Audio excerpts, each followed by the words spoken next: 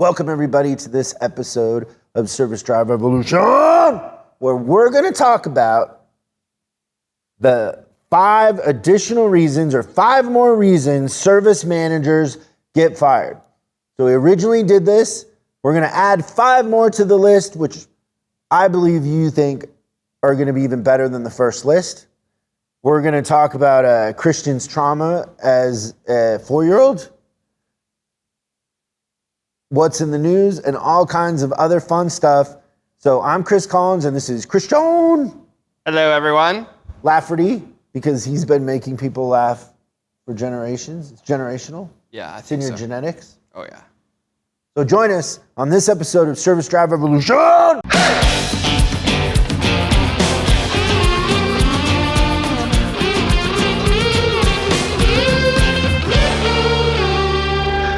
One of the things about this company that really bothers me sometimes is the lack of concern for my personal safety. Really? Yeah, really. What do you mean? Oftentimes, people here make decisions that put me in life or death situations. Like extreme risk? Extreme risk, high chance of being harmed. Like right on the front lines. Do elaborate, Chris. I can't wait. Well, I don't know why this happened, but for some reason, the plan today was that I was driven here. I wasn't to drive on my own. Yes. I think in anticipation of the fact that we're going to a dinner. Yeah. And your son is at my house swimming in the swimming pool. With bulldogs. Hanging out with the ladies. And how are you getting home tonight? Yeah, so when I was being driven here today, I said, so I'm going to Uber from the restaurant tonight home. And I was told, no, Christian's going to drive you home. And what was your initial reaction? That's not safe. Yeah. But I do think that Your driving is legendary. Remember the time in a client's truck? Because we'd all had a little bit too much to drink and you had only had iced tea? Yes. And what are those things in the middle of the road that people drive around? The most worthless thing on the planet, But just answer the question. Let's not pontificate. Roundabouts? Roundabouts. Your distaste for roundabouts had you jumping it like a Dukes of Hazzard episode. Could you hear the soundtrack in the background? Yeah, like we're running from the police. It's not safe. So we got that going on. You know, everybody please say a prayer for me. He's gonna be fine. Think good thoughts. And yeah, what else is there any? Oh, the other thing that I'm super excited about, I cannot tell you guys enough how fun this is gonna be. And even if you're on the service side of things and not on the parts, I bet you end up wanting to subscribe to Parts Hold that Christian is doing. They've worked really hard, and it's a podcast for parts. I think we've recorded 8 episodes. We have 8 episodes. The team here has done a great job. We're learning, but trust me, if anything, it's going to be informative and bring kind of everybody together. It'll be a platform for us to have guests and talk about what's going on, but just include parts in things. And yeah, like I said, a lot of you are going to end up listening to it. It's going to be fun. Yeah, it's really entertaining. I think that Coach Cliff brings a lot to the table from his parts lens. So he spent the majority of his career. He was. Bro, you're not going to sell it like that. Like. You need to talk about Cliff like he's like James Bond or something, because when you say he's a parts, people are going to be like, yeah, that's like going to an accounting convention. Okay, so we have this guy. He's dangerous. Now, sometimes he just appears. Sometimes he doesn't. I don't ask questions. I know one of the episodes that he was on, he parachuted in from a black jet at 27,000 feet, landed right in his chair, and we started filming. It was pretty impressive. But yeah, he's taken this thing really seriously, and I love some of the ideas that have come out of the recordings already. And then on the other side of things in our software, which I always make the joke that Christian is the kryptonite to software, but there is a side to Christian where he took over our software that does two things. One, it has the dashboards for our clients and the competition for the advisors, the service advisor competition. We call it Top Dog Underground. Yep. Officially, that's the name. He's taken that over for years, and it's good. Like by take it over, I mean he interacts with the coders. Like he tells them what we need and goes back and forth, and that part has worked out pretty good. So you're a good leader, you're a good supervisor. Just the technology maybe. Yeah, I'm an idiot when it comes to most technology. That one particular thing. But in there, we've created this thing called SPOP, which takes the parts department's dashboard and the service department's dashboard, and it's kind of like a fixed absorption number in a sense, but we call it SPOP. SPOP stands for Service and Parts Operating Profit, and then we have the SPOP percentage of gross. Yep. So which is a net to gross for both combined. It is so cool now when we're going through those numbers to see, oh, the parts department is 35% net to gross and service is 10 and the combined is this. But if you see the service one and then the SPOP is lower, it means parts is pulling them down. If SPOP is higher, then it means parts is pushing them up. Pushing them up, yeah. And so that's been a fun new thing to look at on our dashboard that is great. Yeah, getting some good collaboration between the two departments. Yeah, and it's a lot of it's all fun. new, but it's very fun and exciting. So You know it's what's good not stuff. fun? No, Christian, tell me what's not fun. I would like to tell you what's not fun. Cleaning my house. So You clean your house? yeah, Really? yeah. When do you do that? Usually on the weekends. You're always hiking or at like Six Flags on the Yeah, we tag team that house and clean it.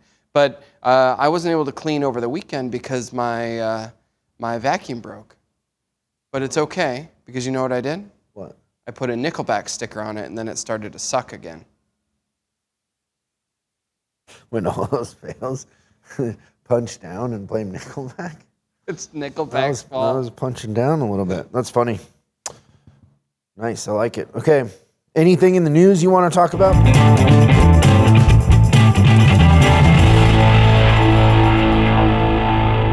We've got an article in the Automotive News that says that GM and Ford are going to overtake Tesla in the EV market by 2025. This is... Has anybody told Tony Stark? No, I don't think that Tony is in even remote agreement with this. But essentially, kind of the climate of today, Tesla's got a 70% market share in EV. And they're projecting that by 2025, they're going to be down to 11%. I don't know if I'm buying that. Well, you might want to take the number of 11% of a bigger number might be more cars, right? So how many new cars sell in China every year? Is it like 30 million? Oh, God. It's more than the U.S. Yeah. For sure. So let's just say it's 30 million. He's not even making 1 million cars right now. Yeah, that's true. So the pie is going to get bigger. So his percentage of the pie might be smaller, but it could be more units. Yeah, but they're not going to do worse. No, I think when he comes out with his truck and all that, he's still going to sell cars. Yeah, it says Ford and GM both project that they'll each sell 2 million EVs globally by 2026. So. Yeah, and that's because they have them available. They're making them, and they're making that Ford electric truck is really cool. Yeah, I think they did really well with the I would Lightning. love if my mom would get one of those. Oh, you think she would do it? You know the thing that makes me want her to have that is that she can charge her house on it when the power goes out. Her power goes out all the time when it snows and that sort of thing. And so I think that was by far the best part of that commercial. that and that I could put you in the front and close it and you could survive in there for a week. I'd be willing to try it for sure. There's so much room. Yep, it's pretty impressive. All right, and also in the news, GM and Ford again, they're seeking to get US okay to deploy self-driving vehicles without steering wheels. Which they've What? already, yeah. Say that again. GM and Ford are seeking an approval to deploy self-driving vehicles with no steering wheel. Huh. How about that, right? But yeah, General Motors and Ford have asked the U.S. auto safety regulators to grant exemptions to deploy a limited number of vehicles that have no steering wheel. Essentially, it says without human controls. So it's coming.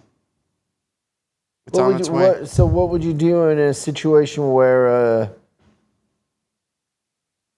the software didn't work or whatever? Well, you're just 100% dependent on the software? Because even like airplanes have autopilot. There's a backup, right? There's a backup, and that's why those guys sit up there with the door locked. Oh, that's interesting. Yeah, because it looks like from this, what happens is that driver's seat just becomes an extra passenger seat. But there would be no manual human override. Or a passenger bed. Like a 777 You take the Dreamliner world's bed. greatest nap while the computer fought traffic. So let me ask you this. Would you rather, let's say that we had to go to Denver. Would you rather fly or do a self-driving car overnight where we could sleep? Okay, so first of all, the way that Would You Rather works is there's options that are like, it's a no-win situation no matter what. Like, would you rather catch a venereal disease and have no steering wheel? Would you rather, like, that's how Would You Rather works. Oh. Would you rather marry your, cousin? I don't know. It's okay in We West played Virginia. that game before. We have. I was just genuinely curious. So you clearly have an opinion because you're asking. What is your opinion? I don't know. I feel like I'd give it a shot. Well, how long can you get there in a plane? 3 hours. And then how long to drive? I'm gonna guess it's 12 or 13 hours, maybe more. Yeah, plane. Yeah, I don't know. I don't trust planes right now. Or You trust airports. cars without steering wheels? Kind of. Well, why don't we let them figure that out? We don't want to be the first ones. Why don't we see it unfold? We know that airplanes are pretty safe. Yeah, that's true. But they're just not reliable. I feel like the cancellation rate's crazy. Yeah. That's why the driverless cars will be safer because of people. Yes, because there'll be no humans like me on the road driving straight over roundabouts. Yeah, that's funny. That's good. Would you rather? You gotta work on your would you rather. Would you rather have beef stroganoff or lasagna? Like it's just two acceptable options. Yeah. We have another list today. It's an extension. Yeah. So we were going through our most downloaded episodes, and one of the most downloaded episodes was reasons why service managers get fired. Right. And we looked at that. So the reasons we had on there is they think like techs, they're scared of change, they're followers, not leaders. They're in a closed loop system in that sense. They don't do any training, and they don't understand or direct their activities from the perspective of the financial statement. Yeah. They kind of run it. They're in a sense driving their departments without a steering wheel. Oh yeah, good way to pull it all back together. Yeah, way for Ford and GM to be consistent in their support of service managers. That was organic. We didn't plan that. Yeah. And so we came up with 5 more. So this is 5 more reasons service managers get fired. Different than the first list, but maybe better.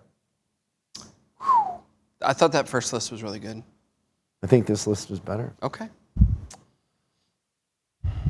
Okay, so let's start with number 1. And I actually have 6 on here, even though we're saying 5, so there's a bonus. We get a bonus, but we're not going to call it that because that would make it an even number. Yeah, I don't like even numbers, you guys. We'd have to go to 7. So the first one that we have, number 1, is that most managers manage out of fear and reaction. So most of what they're doing is a reaction to something that happened. They're not building something that is, in a sense, bulletproof and scalable to foresee things happening. They're spending most of their time reacting to things, which is very inefficient. Yes. You get caught not looking, right? Because you're so stretched reacting that you never really get the time to reset and plan ahead. Yeah, because you can't control the clock on a reaction. Yeah. You only have so much to give. Right. And then anything having to do with like the way that things should be done, like the managers that are using fear as their moral compass, really basic things we second guess, like having techs do inspections or advisors do walkarounds. We don't say anything because we're afraid they're going to quit and leave. Like everything is about they're going to quit, they're going to leave. Well, if you're going to keep managing like that, then you don't run your department.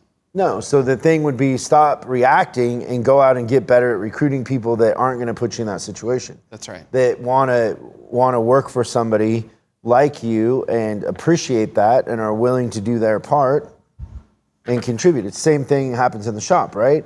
We can't get the work done because we don't have enough techs. The techs we have don't have the greatest attitudes. They're stretched a little thin. They bark a lot, right?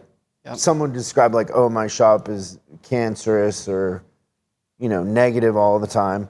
And so then we're not getting work done. The work that we are getting done sometimes isn't of the highest quality, so we have a lot of comebacks. So the manager spends most of his time managing dissatisfied customers and the turnover in advisors, because you can't keep good advisors if you don't have the production in the shop, right? And so we start doing things like, oh, we got to pay the advisors more, and we start making all these compromises when the fix was get good at hiring techs. Number one, we manage to fear and we're reactive, not proactive. That's right. Number two, we treat the symptom, not the cause. I feel like anytime I try to say that, I always say it wrong. How do you say it? I think we focus on the effect, not the cause. But symptom, not the cause, is the right thing. Interesting. Yeah. I think cause, What effect. does that? What happened in your childhood that you want to say it that way? I'm not sure. There's trauma in your childhood, Christian. Someday we're going to talk about it. All over the place. Kept it secret, but now is the time for you to come out. Share with everybody your deep-rooted trauma. You want to start when I was 4? That was very serious the way you said that. Yeah, we're treating the symptom, not the cause. So in the same sense, we hear this all the time. I can't say this enough. Maybe we say it too much, but it keeps happening.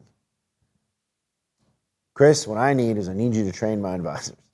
And I'm looking at a questionnaire. They're booked out 2 weeks. They got more work than they can handle. And if I guarantee you the reason why your advisors aren't selling isn't because they're not trained. It's because they can't get the work done. And the cars they took in yesterday haven't seen the shop yet. They're not going to sell something else. So I look at these service departments and they're writing up 1,000 customers in a month. They've sold 15 alignments. Well, we need to teach our advisors to sell 15 alignments. You're not going to sell any alignments if you don't have techs to do them.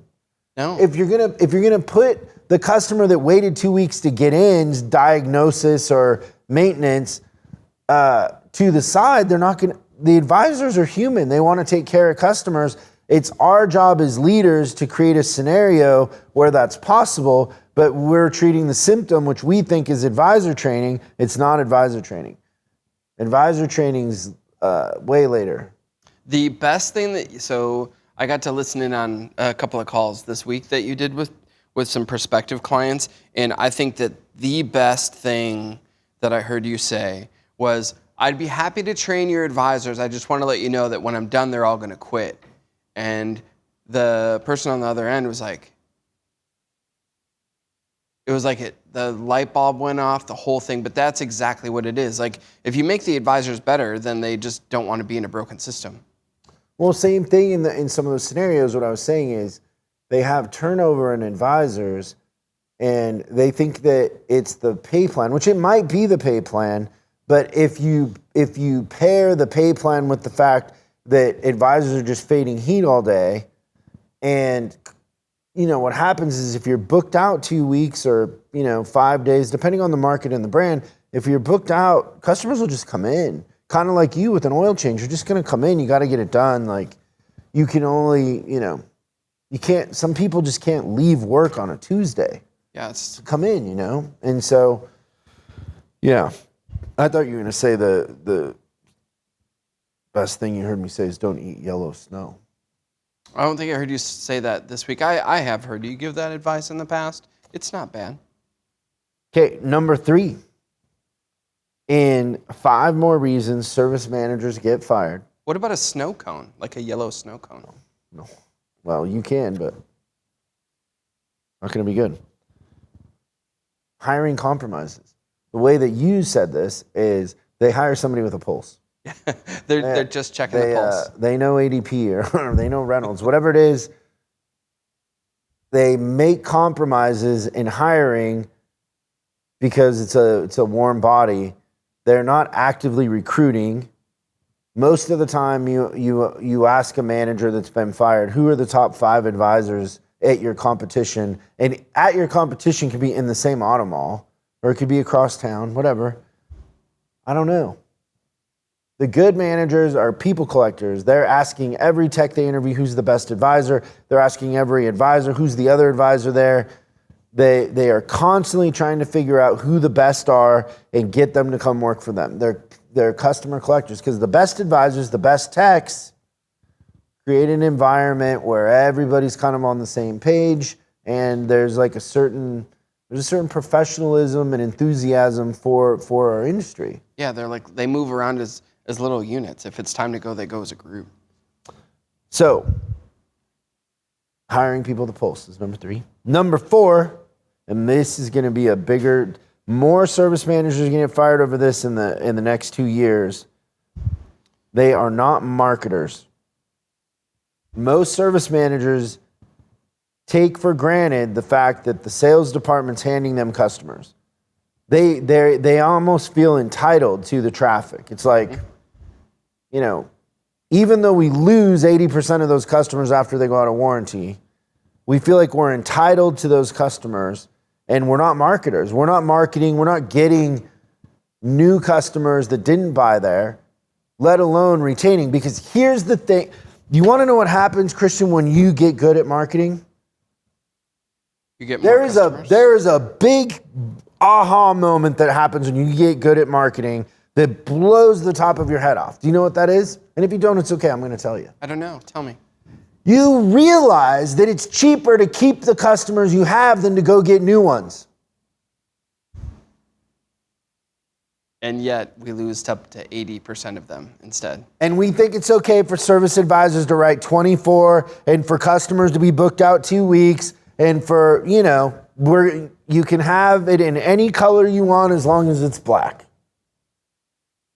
But if we focus on the customer experience and making people like and trust us and come back, it's actually the cheapest form of marketing that there is. But until you go out and try to get good at marketing and understand that it costs you $50 to $100 to get a new customer to come in, and then you got to retain them after that, it ends up that just taking care of what you have is better. Yeah. Retention is definitely the key to the future. We got to be marketers in the future. You got to pay attention to marketing. You got to understand it. It's an art. It's not a 1 + 1 = 2. It's a 1 + 1 = 10 if that's what you make it be. There's alchemy in marketing. It's managing psychology, perception, image, understanding your customer and their deep rooted trauma and motivation, right? Like you want to understand why that guy that drives the M3 has his shirt open and is wearing a big gold necklace and a pinky, like they're trying to tell you something. You they want to be heard. Yeah. They're not buying the M3 because they're taking it to the track. They're buying the M3 because they want people to know that they bought an M3 and they've got it. Yeah, I might be an example of that. I'm not driving Winston out there with the camo wrap and to get it's camo, but it's not meant to blend in. It is the opposite. It's not camo in the sense that the military uses camo so you can't see. The camo on my car that I drive is meant to draw attention. It's statement camo. Statement camo. You got to understand that. You can't market to me like a Toyota, white Toyota. Yeah. With the factory stereo system. Oh, that reminds me too. Papi chulo. Speaking of stereos, you're a little bit of an audiophile, I would say, and I've gotten to learn a decent amount about audio. Did you hear about this new record player that they made out of chocolate? No. It sounds sweet. Oh my goodness. So what was number 4, Christian? 4 is you have to get really good at advertising, marketing, retention. And then what happens when you start working on that? What's the thing that blows your head off? That it's cheaper to keep her. Yeah. Little ex-wife talk there. Number 5. 5 comes in 2 parts. Yes. They don't value what they're selling. You go into these service departments, their effective labor rate's at $90. The market for the brand they have is like $145. And their perception of the value that they're offering the marketplace is half of what everybody else is getting. Yeah. And they're happy being the cheapest. Yeah. They're trying to be the cheapest, which if somebody's trying to be the cheapest, what does that tell you about them? That they have a low value of self. And they're usually cheap. That's right. So I had, in a different industry, not the automotive industry, I was talking to somebody earlier this week, actually. And they have a business that offers services in, let's say this business is in the movie industry. Okay. And so they're offering services to production of a movie. And they sort of have competition.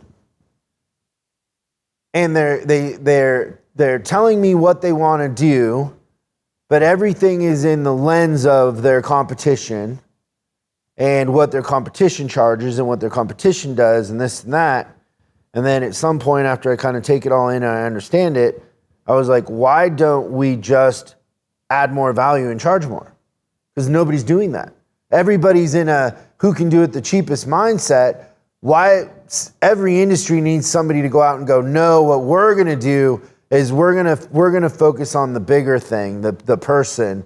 We're going to manufacture this outcome by doing all the things that nobody else is doing and adding services, right? Yep. Instead of taking services away or doing everything at such a discount and so tight that it's irrelevant that you're doing it anyways.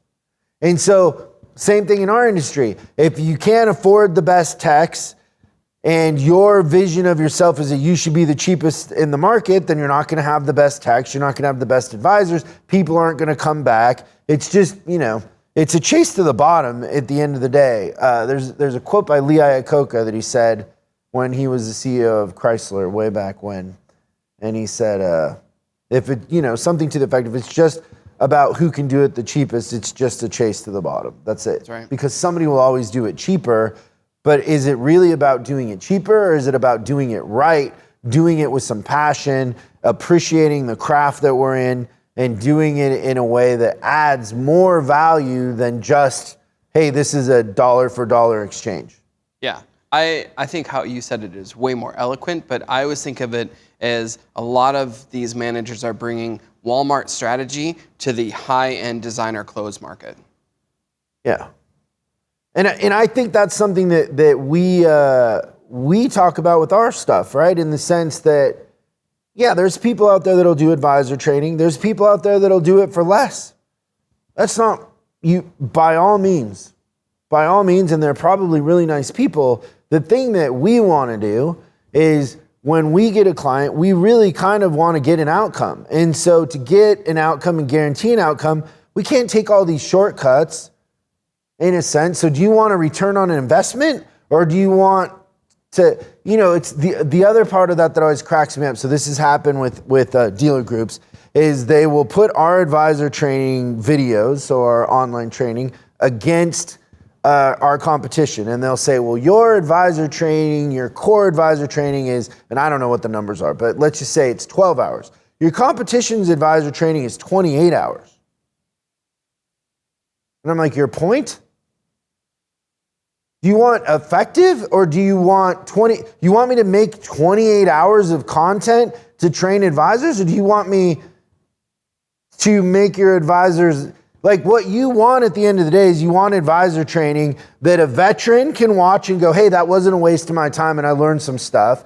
You want advisor training where there's some ideas early on that they can implement and get some results that'll raise their self-esteem and get them to then believe that, oh no, there are other ways of doing things, right? Get them manufacture a little bit of success. You want advisor training that's a system that you can implement with your other systems. There's a lot of things that you want out of your advisor training. 28 hours isn't one of them. That was painful.